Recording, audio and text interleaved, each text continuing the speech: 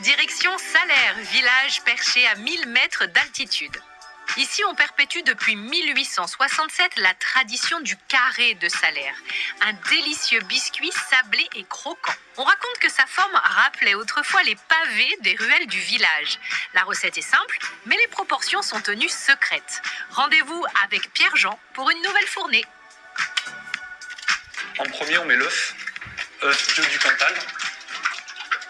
Le beurre en deuxième, découpé au préalable.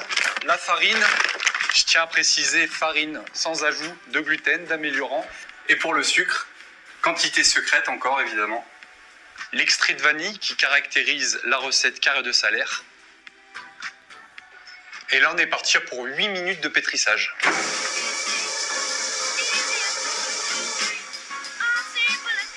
Voici un pâton qui a reposé 24 heures au frais.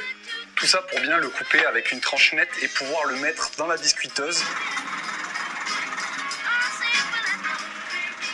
On vient de voir la biscuiteuse. Donc de la biscuiteuse directement dans le four. On cuit avec la buée dans le four. Tout en étant aidé par les machines. Le tour de main est très important à faire. Du tirage de plaques qui doit être délicat pour bien dresser le carré. Jusqu'au coup de spatule qui est rapide et régulier pour qu'il n'y ait aucun carré qui soit cassé.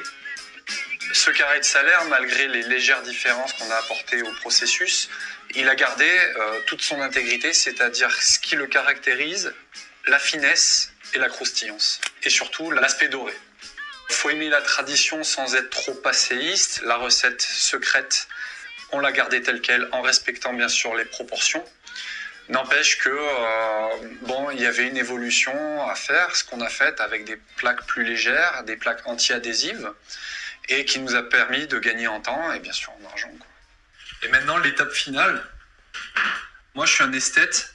J'aime bien que ce soit dentelé sur le côté et surtout craquelé au milieu et surtout une régularité. Il faut que le premier carré de la cuisson et le dernier soient identiques. Cette fournée est réussie. Il n'y a plus qu'à emballer. Et tac, dans la boîte. Alors la conservation, une fois qu'ils ont bien reçu et qu'ils sont bien emballés, on peut les garder 8 mois, voire 9 mois. Ce gâteau, on le déguste quand on veut. D'ailleurs, Karine, tiens, bonne dégustation. Merci Pierre-Jean. Oh là là, ce biscuit est incroyable. Ça sent bon, ça sent la gourmandise. Vous voulez que je vous dise Donc alors la texture, c'est magique, c'est vraiment tout ce que j'aime.